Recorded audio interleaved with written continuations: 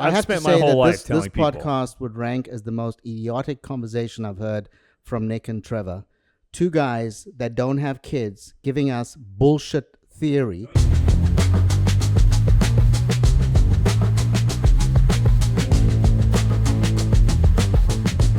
Oh, baby, yes. How you doing? Welcome to Motherfunkler. Greetings, all our fellow Funklers. Don't forget to hit like and subscribe. Please share our link with your friends and family. Send us your reviews, comments, and questions. They're greatly appreciated. I'm Trevor Brown. We're at Atomic Barber Company in Hannibal Square, Winter Park, Florida. With me, as always, Niklaus Sadul What's up? and PR Ramalama Ding Dong. Ed the Wizard of Ed and the Intuitive Muser here. Thank you for setting up today, guys. Full house, everybody. Oh my. What a switch over from going to flutes to nobody around. I love it. I had a great time at Flutes. Did you? It was rad. I liked it. And my back was to everybody. It kind of felt weird. Yeah. I mean, I didn't really interact. I mean, the way the seat was, my back was not to everybody, but we were low enough. I didn't really see anybody the whole time. Yeah. I would lean over and make comments and such, but otherwise, I don't know. I just like being out and about. I think the energy levels in our discussion is actually greater when we have an audience. I certainly, all the shows that we've done, the live shows that we've done, I think the conversation is a lot more upbeat. I enjoy the vibe. Yeah, when I make fun of you, PR, it lands better when it there's lands a bunch better of with people other around. people, right? Yeah, because they get it. They know what I'm talking about. Well, watch it. I mean, I think it's kind of science. If you watch a stand-up comedian at home by yourself on streaming, whatever, it's not as funny as if you're with live with a huge group of people, or a movie where everybody's laughing or scared or whatever. that can be extended to live music. That me watching live music, I love live music. Even bands that I don't necessarily like all that much, watching it live is excellent. So it's energy, bro. Energy, bro. It's vibes. It's live. It's It's vibes. creative live vibes, man. String theory, man. Vibrations. Yeah. So how you doing, bro? Good. Exhausted from this week, man. Tiring week.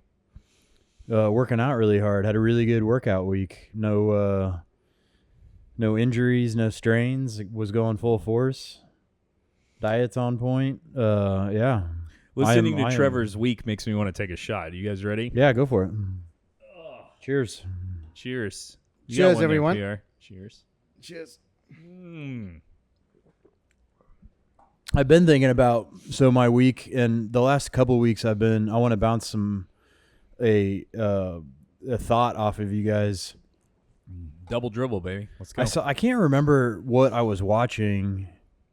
Could have been a clip, could have been a documentary. A guy drilled down on dignity of labor, honor and dignity in labor. And the way he said the quote, I was like, it's really cool. I want to wrap my brain around what that is, and Googled it, and it's actually a pretty girthy concept that goes way back. Not really worth going into the historic details other than it's a thing, dignity of labor. Mm-hmm. And so I started thinking, how can I vet this? How can I understand it fully on my own? Everybody, the idea is that everybody in society, no matter what they're doing, plays just as an important role, whether you perceive a job as being upper echelon, higher or not. And as I was going through this, I got a call from a fucking telemarketer, and I used the concept of a telemarketer to say that's not dignified. And then I used AI to drill down on that, and AI said telemarketers actually, that is dignity of labor. They will probably move on to something bigger and better, and because of all of the shit work that they had to do and the resistance and the hang-ups and the mean people, they will probably be very successful corporate part of the corporate workforce. I still can't validate my mind, like the telemarketers that call my business phone line are assholes. I'm not finding dignity in that. I mean, when you say the words dignity, of labor. What I think is like rich people tricking people into finding pride in digging ditches because we need ditch diggers. Okay. That's the first thought that comes to my head, but the way you're explaining it is not one-to-one with the idea that I originally had that where you were going with Yeah. it. Like you're going with more of a, this is always just a step to the next thing. No. Well, when you did your ChatGPT explanation was literally partly, I guess some of the preliminary ideology is me exploring no matter what I'm doing in my day, whether it's folding laundry or making some sort of pivotal decision for my business, that both have just as much importance, and that I shouldn't snivel or bitch about the mundane tasks, and that I should do those tasks with joy and energy and positivity. And or I guess where I was originally going with dignity of labor and like folding laundry is that I'm folding laundry, I'm bored folding laundry, but I could say my mantra, I could say a prayer, I could think about something else while I'm doing that, and then find enjoyment in something that is perceivably stupid. Like the complete opposite of my entire life's philosophy. Like my life's philosophy is, if you take a step back and realize how terrible everything is, it allows you to enjoy the small moments that you can. I know I have to fold the laundry. I have to do unless I can earn enough money where somebody's doing it for me, I have to do these ridiculous things all day long. I have to move the furniture around. I have to go grocery shopping. And all of this is terrible. All of this is a fucking terrible waste of my time. How often do you move your furniture around? I just did. That's why it's in my mind. Probably once or twice a year. I've been in my house for 12 years and I don't think I've moved anything. Really? Well, I didn't move it actually this time. What I did was my new thing is I put it on Facebook Marketplace for free. I go free, but I am not lifting anything. So come here with the idea that you are removing it on your own. And then I just stand there. So you weren't even going to put it at the curb? They have to come in your house and lift it out of your house? Yeah, I put it on Facebook Marketplace. I go, it's free. We'll coordinate it, but I'm letting you know I am not doing anything with this furniture. Because honestly, man, 43 is an age where one wrong move and your fucking life is changed forever. Your lower back, something goes wrong with your lower back, you're in fucking terrible shape. Yeah. I've been lucky. My back's great, my neck's great. And I've seen what it does to people. And one wrong move, dude, ain't fucking worth it to get rid of a couch that I was selling for, instead of giving away for free, I'm selling for $100. Yeah.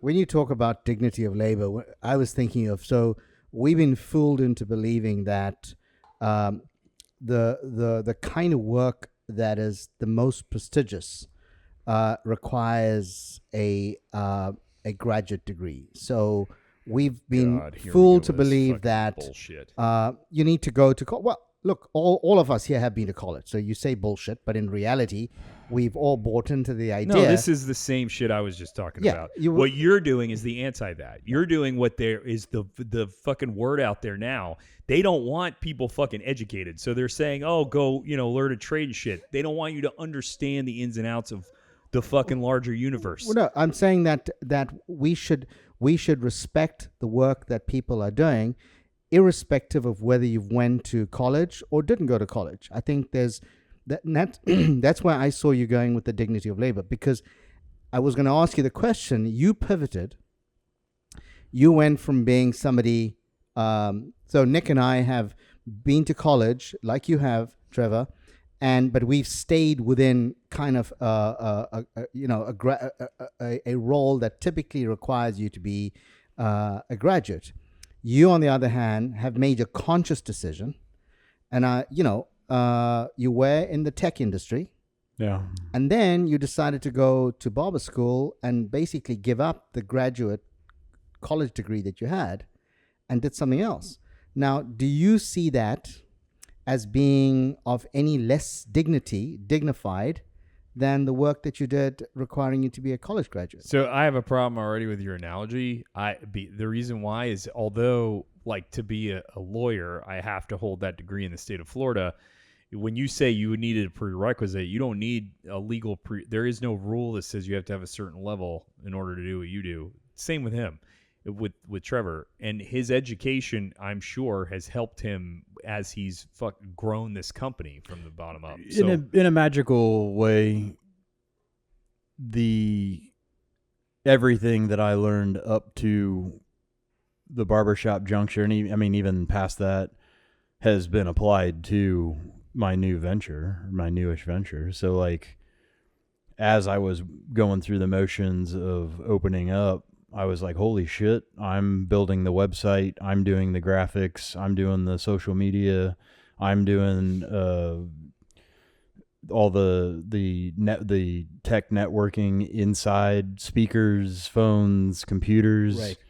And it wasn't a complete departure from but from what I studied. At the highest level, and my sense is that it hasn't affected you, and I think that's the idea of being in a dignified role really is how you perceive your role rather than caring about how other people perceive it.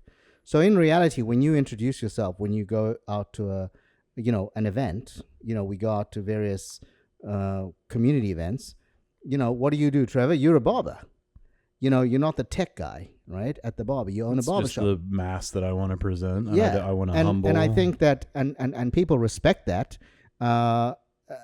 because you're one of the best barbers in the area. But other than that, you care deeply about the work that you do. So my sense is that I think, and I agree with the idea, Nick, that there needs to be a move away from only associating access to privilege or having a dignified job if you are somebody who's a graduate. I don't know if my description of what I've been exploring is overly accurate. It's not who has a good job, who went to college, who has a better job. It's anybody at any job doing that job to the best of their ability. Dignity of labor. So like, if you choose to be a telemarketer, don't just go through the motions of call. Like, telemarketers can do a better job than they're doing. I know if that was my job, I would hook people really quick and have a story and connect with somebody. So that gets into my philosophy as well, where I think I think that's what you're doing is setting an unreasonable expectation. Oh, it's idealism at its finest. I mean, there's fucking 90% of people are just I understand vanilla sandwiches. Like 10% are gonna be like you, and guess what? Those 10% aren't gonna be telemarketers for long. You may cross paths with somebody who's on their upward trajectory, but the people who actually have it aren't there for long. They move up pretty quick because everybody else is so fucking just mind-numbingly mediocre. So the investment bank that I worked at, a lot of the most number of people that we could recruit in a year happened to be on a call center, right? And they were either taking in client calls or they were making outbound calls. And that was every one of them, as far as I was concerned, was a graduate. And they were doing this for 6 months or a year, and they were finding their way into the rest of the business because they got to know people in the business, they got to know the managers, and they moved their way. So they were very ambitious, very talented at what they were doing. But in reality, to you, they presented themselves on call number one as, hi, my name is so-and-so, and I'm calling from, and they're a telemarketer in your view, right? I would certainly never associate a telemarketer as being somebody who's unskilled. They are incredibly irritating to me, and I hope never to pick up those calls. But I'm saying that the assumption is that they're doing, if I got you correctly, an undignified role. I would say they're not. I guess they don't have dignity in their role because the people he talked to are doing a terrible job at it. And then my exploration or argument is, if you're going to do something, whatever it is, do it to the fucking best of your ability, and I think find enjoyment. And if you're going to choose to do that, or quit wasting everybody's time. I was a quasi telemarketer for a little while. That sounds fun. What I did was actually fuck with people? quasi. So what happened was, if you had AT&T wireless in 2003, 2004, and you didn't pay your bill. Hey, were you born in 2003?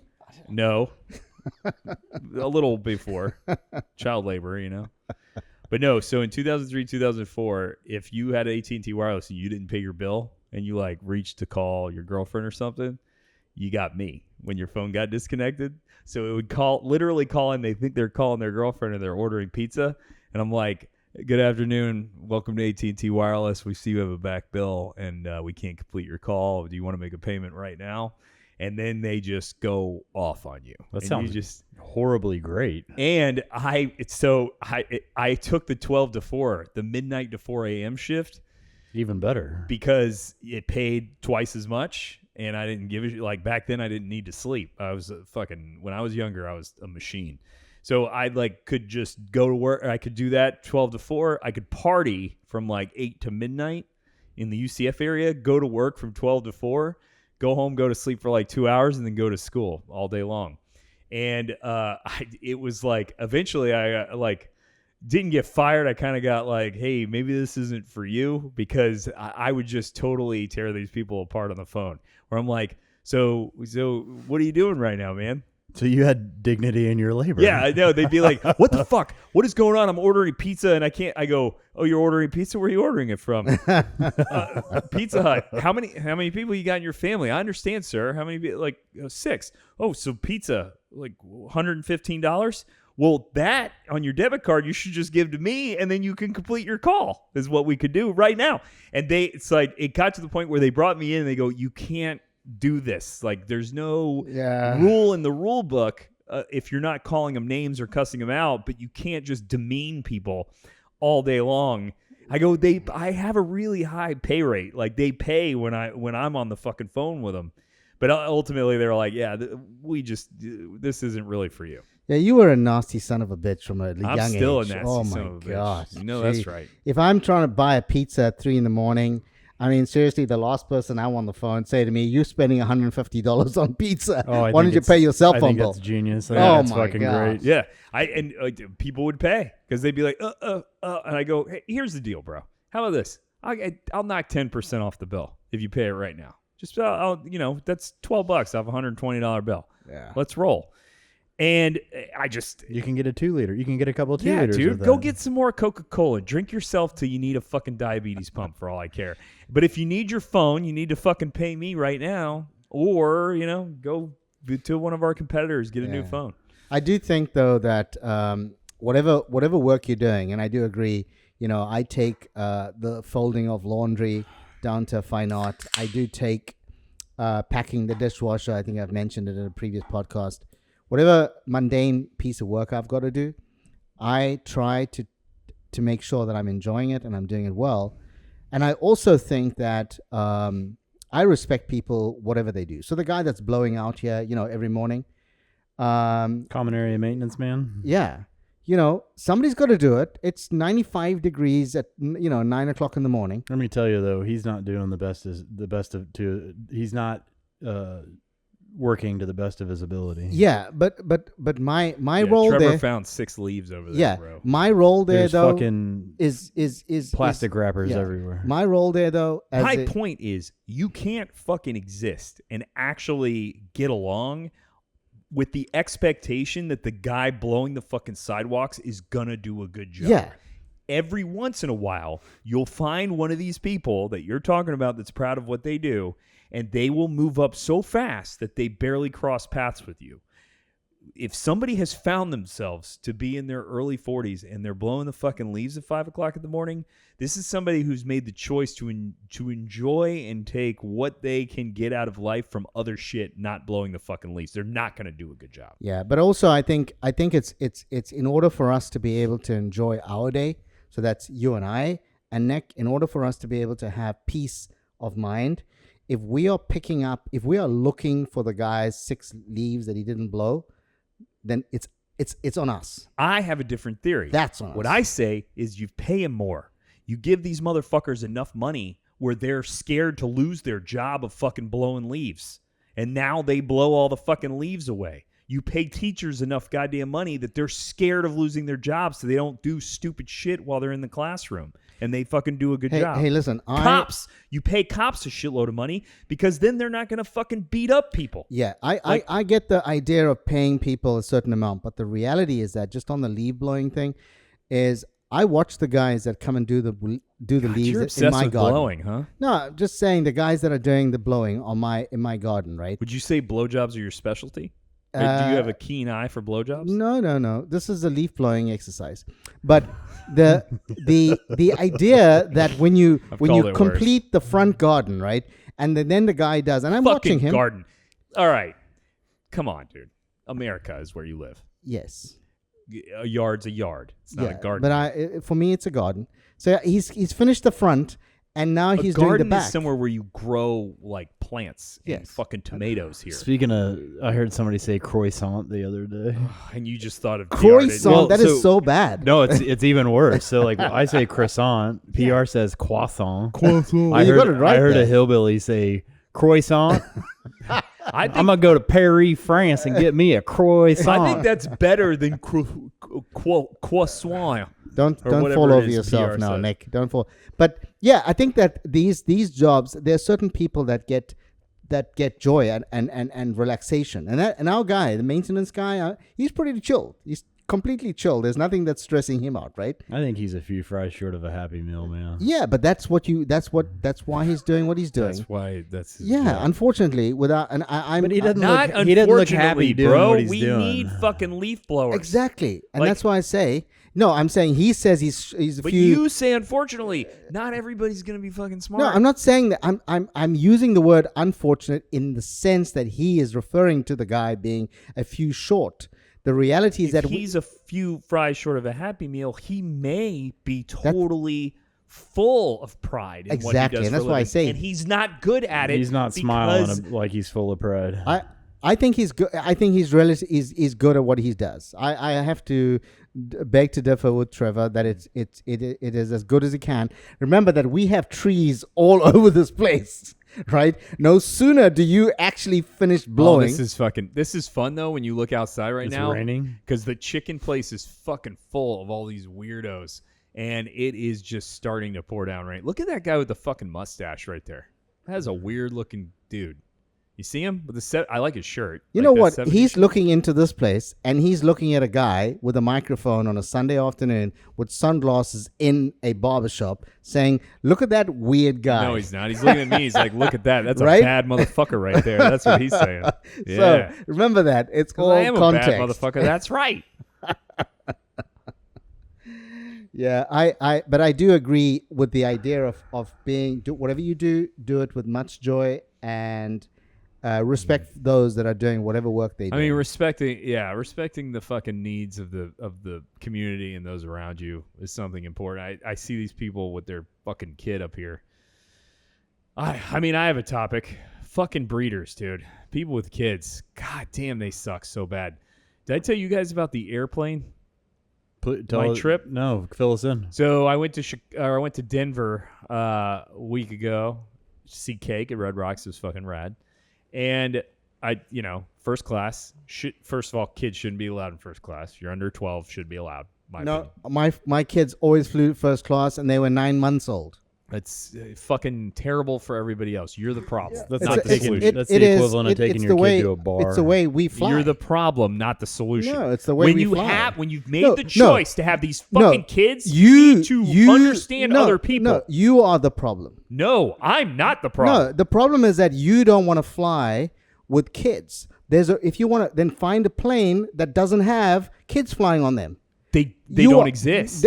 So then, you the problem. No, I'm not the fucking problem. The problem is the people who bring these fucking screaming brats on, not caring about the other people around them. Yeah, but the kids, my eldest son, who's now 25, He had. You can't talk about this with other breeders. You want to know the problem? No, I you can't understand. make fucking logical arguments with them because all they do is relate to their own kid, which I can't fucking argue I against. agree. Yeah, Like, but you So go ahead. Tell me how awesome your kid is. I can't wait to hear. No, the problem is that the reason why you're getting emotional, and is because you don't have kids. So you are giving it to me from your own selfish perspective I of not might having. have kids out there. You don't have kids. You making the statement that I don't have kids is irrelevant. It's the fact that I don't want to be around kids. Yeah, you making a choice I have. But your statement about me is because I have kids. No, it's because So both are immediately, instead subjective. of making a logical argument, you just throw in your own fucking kid into the conversation. My argument's completely logical on the basis that you said You kids, think it's logical because your kids- child and your emotional attachment to your child to you is logical.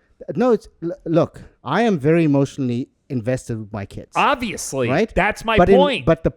My point of departure was that you said kids shouldn't be flying first All right, class. so then tell me the My story about kids- your fucking kid. No, my please. kids have always flown first class. There's no issue with it. It's an affordability issue. If I can, and that's the only way I fly. So my kids flew first class. Because you don't care No, about the other no. 12 people sitting in first No, class. it's not because I don't care. Yes, it's it because is. that's the way I is the only way I fly. You, on the other hand, don't care No, about those. I'm not talking families. about you. I'm saying you bought tickets for a 9-month-old, you Nick, said? this argument's going to go nowhere, Sure. right? Clearly. Because I love kids and you don't. So my point is, you buying a ticket in first class for a 9-month-old means you don't care about the other 12 people in first class. No, I completely care about them. Then why would you have a screaming Why 9-month-old? are you sitting in first class if you care about the other 12 people that are there? Because I'm quiet. And by the way, when And I I'm was, by the thin, way, and I don't smell bad. yeah, by the way, when I was flying first class, I was flying international, right? There were more than 12 seats on it. Just to let you know. So it wasn't a $200 ticket. It was a $5,000 ticket. Dude, just letting you know that there are, no, we're going to, if you want to get into how I'm flying as personal as I that. think you're telling our audience more than I could possibly say about Yeah. you and your opinion. I'm just Keep saying going. that you are, when it comes to kids, I mean, I'm so pissed off with you right now. It's not even funny. Your $5,000 a head tickets. That you just Yes, bragged about. because all of a sudden it's become an affordability thing. It's not about affordability. It's the way people fly. You made it affordability question. It's not. I'm saying it's I not. didn't say it's anything not. about affordability. You talked about first class. There's I a said, reason. yes, you shouldn't put your kids in first class Yes, why? because that's the only respite non-child No. having people have. No, it's if you can buy a $5,000 ticket, then go for it. So you were paying $5,000 in fucking, and your kid's 26. So 25 years ago, you know that's like $17,000 today. But you've just bought a ticket recently. I can Doesn't see. matter. I can see both sides in this, man.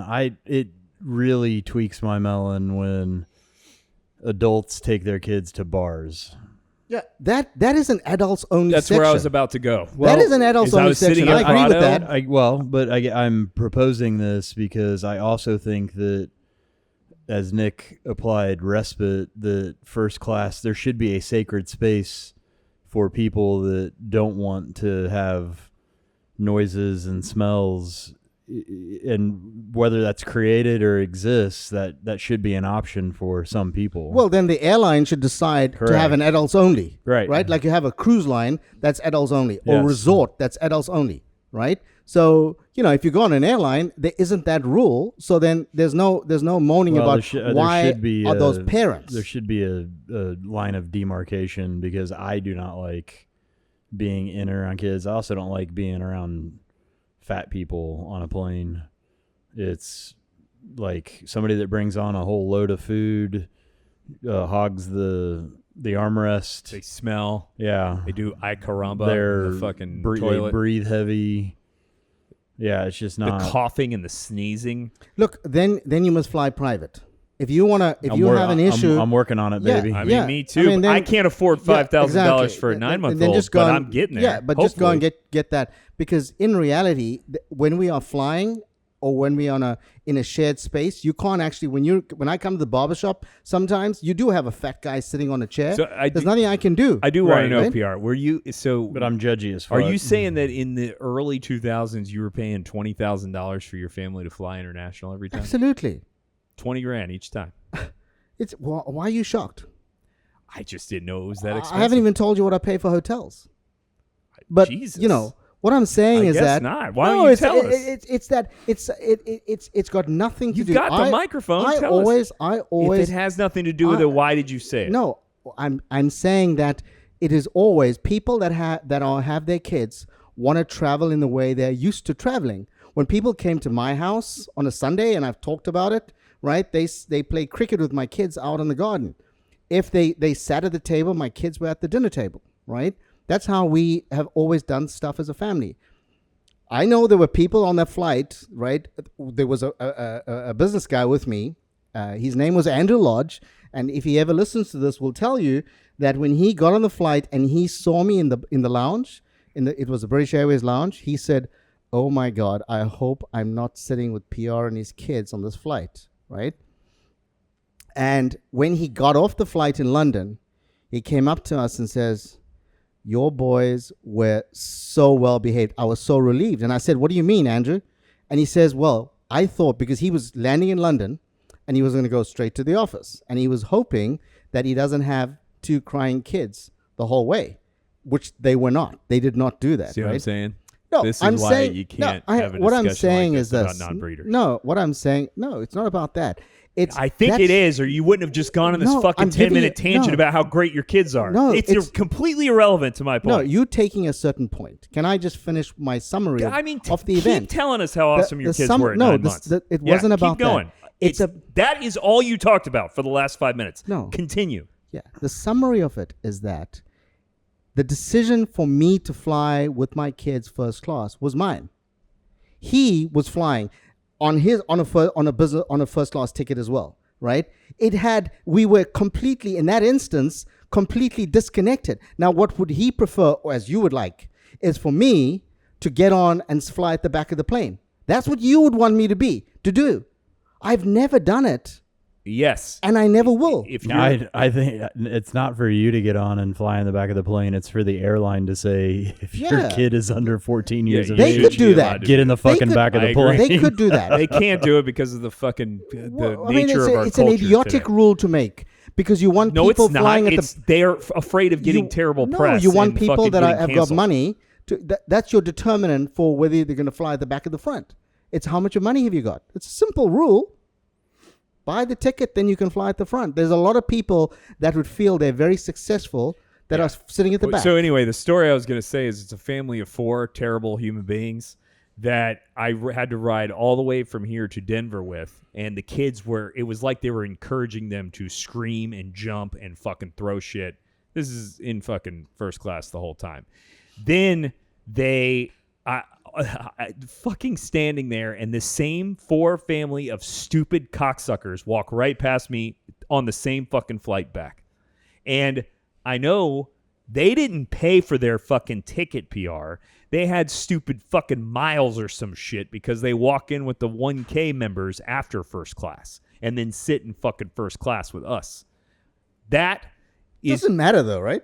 I mean, whether they've got miles or whatever it is, it matters to you. It shouldn't matter though. They've qualified for whatever the rules are. You should not subject other people in our culture to your stupid fucking. All right, wait. Let's have fun with this then. Recounting our experience at the Ritz-Carlton men's spa. If we were in there enjoying my birthday time, our man time, and there were 12 kids running around, wouldn't that completely fuck up our experience? It would, and that would be on the Ritz-Carlton to be able to manage that. And we all do that. In every business that we have, you manage your business based on what your client base expects. So there's an expectation when you go into a spa that it is a tranquil environment. It is a quiet environment. Even if 3 adult men were making a noise, it would be inappropriate. And you don't think that's an expectation for first class? So that's what I'm trying to figure out. I mean, he's going to come up with a rationalization about how it should be, because when you go... No, let me just finish. When you go into a lounge, for example, right, an airline lounge, they tell you kids are not allowed to run around. They give you rules. You're not allowed to be at the bar unaccompanied, to get food. There's signs that tell you that, right? So they should have similar kind of things in the first class. Say, the kids are supposed to sit. They're not allowed to run around or throw shit around. I mean, These are things that you can, because it's in the first class lounge, so you don't see kids running around. The minute they stand up, the parents say, sit down. You're not allowed to go unaccompanied to the food serving area. So, I'm saying that in our Ritz-Carlton experience, if there were 3 men making a racket, that would also be inappropriate. Similarly, in a lounge area, if there were 3 men making a racket, they would be called out to say, please leave the lounge. And I've seen that happen. So, yes, we all want to, a spa particularly is a tranquil environment. You pay all that money to go there to have a very quiet, relaxing afternoon. I pay all the money to go to first class to have a quiet, relaxing flight where I can work and watch my movies without little kids screaming. But there is no hiding from PR's 9-month-old because he's the best behaved that has ever lived. He should be allowed in first class to the chagrin of every other person who, like you said, has dignity in their work, works really hard to be able to go do what they want to do. They have to be around these stupid fucking kids all the time. I flew to Ireland one time with my mom's extended family. We were in regular whatever the fuck, and we hadn't even taken off. And we're a big tribe. My mom has a lot of brothers and sisters, and I have a lot of cousins. Some kid not part of our tribe is throwing a ridiculous tantrum in a row in front of one of my uncles. And you could kind of tell that potentially, so it was maybe a single dad or the wife just wasn't present and the dad was just not capable of controlling his kid. And it was a definite tantrum, alligator tears, and it was over the top obnoxious. And so my uncle pops his head over the seat, makes eye contact with the kid. The kid stops, dead stares at my uncle, and my uncle throws a tantrum and goes, "Wah!" straight in the kid's face. The kid didn't say anything until we landed in Ireland. It was fantastic. I love that when somebody else does it. I can't, to be candid, on the way there, I had a client, coincidentally, who hires me for jury selections, sitting across the hall from me, so I had to sit there and keep my fucking mouth shut. But I did give the father a piece of my mind on the way back. And I told him, I go, you should be, like, I stood there, he asked, he was like, is something wrong? I go, yeah, you are. You should be ashamed of yourself for this. Oh my. And he looks at me and he goes, like, I could tell he was like, yeah, I kind of am ashamed of myself for this. And then he walked away. Those was fighting words. Really? I mean, I didn't expect, that's some shit that I would say, and I wouldn't necessarily, I thought you'd have more couth.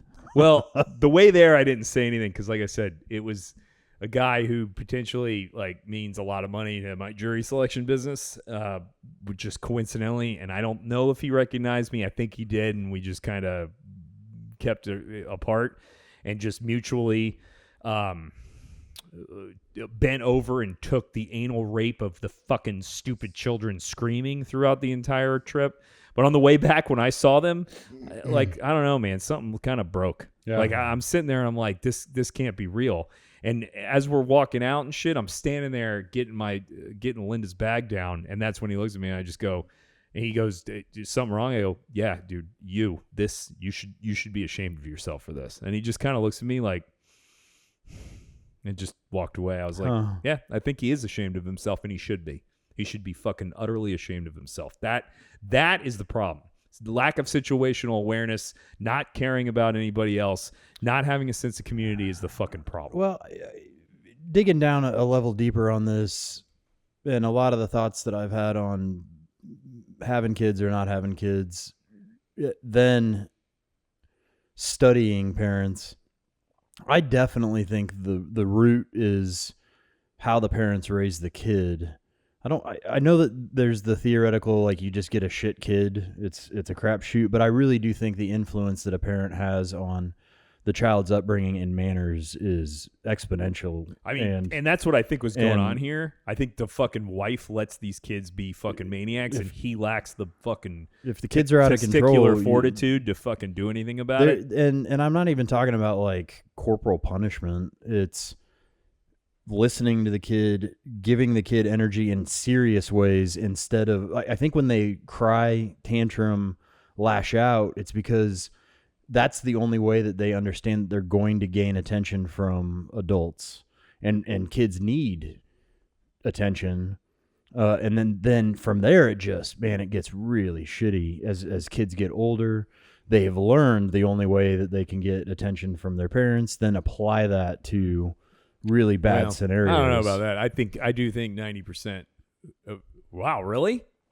Holy shit. Let's talk about some mother-licking PR Funkler yelling Nuggets. at me and sweating and fucking screaming about his 9-month-old. Did you get nervous? Did you get nervous, Sweats? No, it just made. No, he did. I'm cool on the other side of the pillow. I've made a lifetime out of telling everybody their kids are fucking stupid. Yeah. Hold on, the decision to have children is fucking stupid. Your kids themselves may be smart. I don't know. I've never met them, but I've spent my whole life telling people. This podcast would rank as the most idiotic conversation I've heard from Nick and Trevor.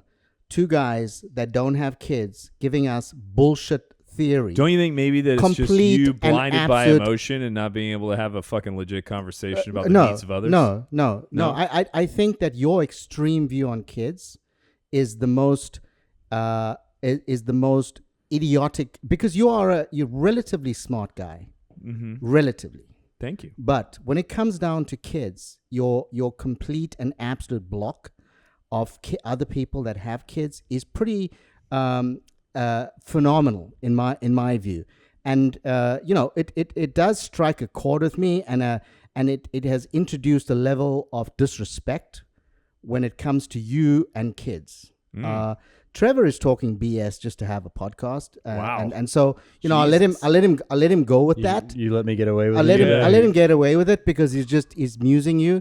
But it just surprises me that we allowed this conversation to go the way it did. I think how defensive you are about this conversation is very telling about the fact that you can't separate yourself from the relationship with your two No children parent and have can. an objective. I mean, what are you saying? Are you asking me to separate my relationship from my kids? All right, let's when talk you're about talking some. shite? Let's decompress and talk about some nuggies. I got a nugget. This is going to be the most angry nuggies in the history of nuggies. Let me tell you about a What's nugget. your angry nugget?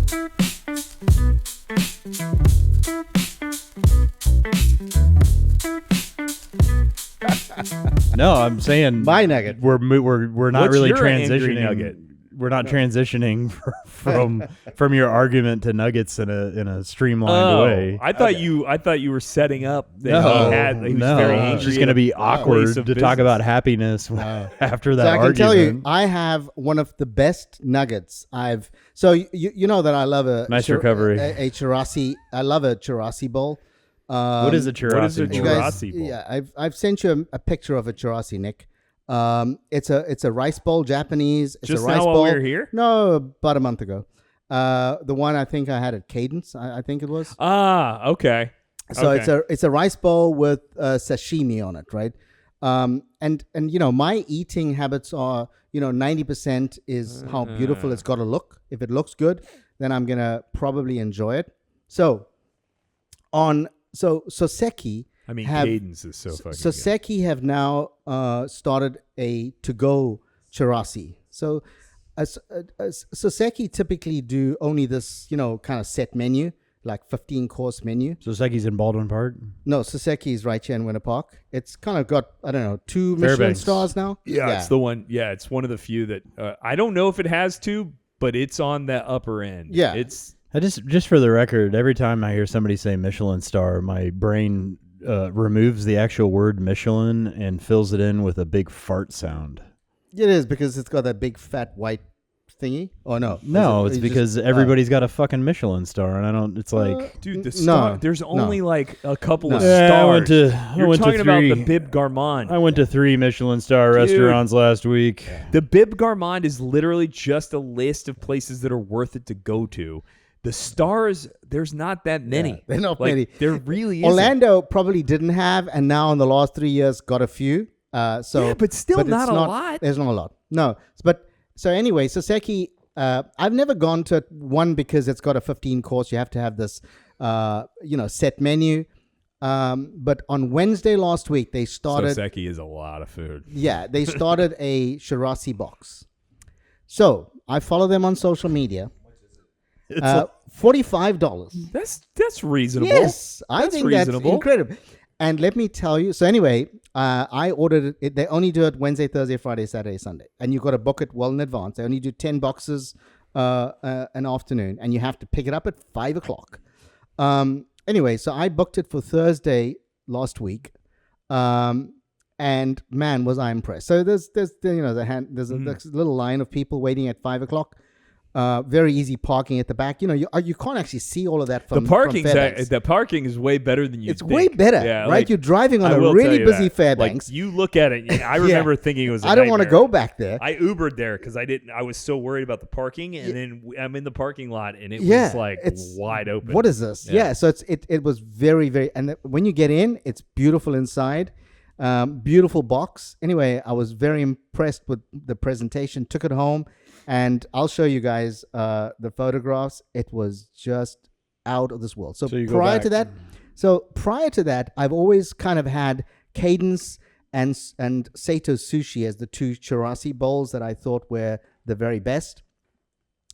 Oh my God, Soseki were phenomenal. So it's like 5 different types of sashimi. Are you putting Soseki above Kadence? So here's the thing. So I decided I needed to be fair. So 5 different sashimis, beautiful Japanese rice, absolutely amazing. It was just outstanding. So anyways, I felt really bad because for the last, 7 years, I've always felt Saito has been my favorite.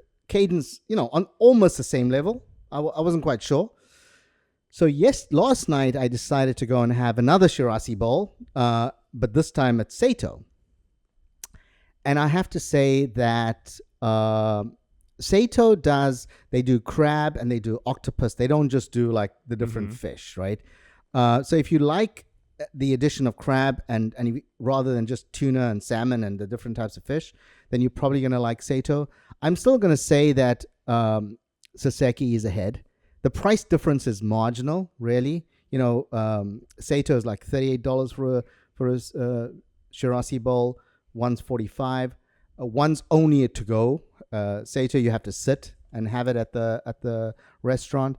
But I can tell you that if you enjoy sashimi, and if you enjoy lovely rice, and if you enjoy a bowl that looks absolutely gorgeous, try the Soseki chirashi bowl. I went to Saito the other day. They added hand rolls to their menu. Oh, they clearly are worried about the the places. Sushi Saint? Yeah, Sushi Saint. And then what's the name? I never remember the name. Huh? Yeah, Montessori? Masanori. So they're clearly worried about like hand rolls because they've added hand rolls. They were good. They weren't. Would you compare them to Sushi Saint? Not even close. No. That's one of my nuggets, and I don't know how we're doing on time. All right. I did Sushi Saint for lunch yesterday because I got recommended by my wife's brother saying I had never thought of it for lunch. They have a lunch special at Sushi Saint, 2 hand roll, 1 appetizer. Yeah, like a happy hour almost. Yeah. But in the afternoon, yeah. And I had that, and it was excellent. We threw on 1 roll, and it's now my favorite roll because of the way they do their tempura shrimp. It was a spicy tuna and shrimp tempura roll. The way they do the tempura shrimp's unreal. I had the crab with butter, crab butter roll, and then the crunch tuna hand roll, and then the cucumber, which is so good there. Oh, that cucumber is ridiculous. And then edamame. So we did that, and it was fantastic for lunch, and it was a deal. Like, I'm like, this is fucking excellent for lunch. So super stoked about that. I mean, I got more that I'll do on the next episode, but those are kind of my nuggies. Groovy. Chirashi bowl, man. Anything? No, Peck whaling? I'm whaling on my pecs. I'm discovering Trashing your tries. how to enjoy, exist without being fully immersed in restaurants and media. I'm finding that I'm scared to go. I'm scared to go to restaurants because I've been on this health kick, and I'm finding. I had a conversation with Amanda earlier. I'm finding so much enjoyment in the meals that I'm cooking, and because I'm eating simply, the flavors that are coming out of such basic stuff, sweet potato, zucchini, it's great, and I'm happy, and I'm satisfied. I mean, that's super cool, and you don't need the fucking explosion of crazy shit at restaurants. I mean, that's awesome. So yesterday for the first time, for my lunch and dinner, I have the same meals, and it includes a sweet potato mixture that I make, little pumpkin spice, little coconut oil, little salt. And yesterday I took the leap and I dipped one of my apples in the sweet potato thing, and it's a brand new experience and a flavor explosion in my mouth. And I keep, it's fucking simple. Dude, sweet potatoes. It's ridiculously simple. They're called sweet potatoes for a reason. If you prepare them the right way without even adding shit to them, it becomes like candy. Yep. So let me give you a quick one before we end. I like Greek yogurt, and I want to know, like, when sometimes I have a chicken schnitzel or I have something that's relatively dry, I'd like to have some sauce with it, right? And so the other day I used Greek yogurt, and I added some chili Are you oil. laughing because he said he made Greek yogurt? No, I'm laughing because the way he said schnitzel. Schnitzel? It was cute. So I took Greek I think yogurt. he's doing it on purpose. And Did you do that on purpose? I think he's doing it to the only fuck way with I us. Are you could fucking say with it. me? I think he's fucking with us. So I added. He knows some, you'll just go along with it. That's why I he's took doing some honey chili oil. So I bought this honey chili oil about a couple of weeks ago, and I really felt that it was too sweet. The honey chili oil, I didn't enjoy it. I like just chili oil on its own. And then I said, you know what? With the sourness of the Greek yogurt, I think the honey chili oil could work.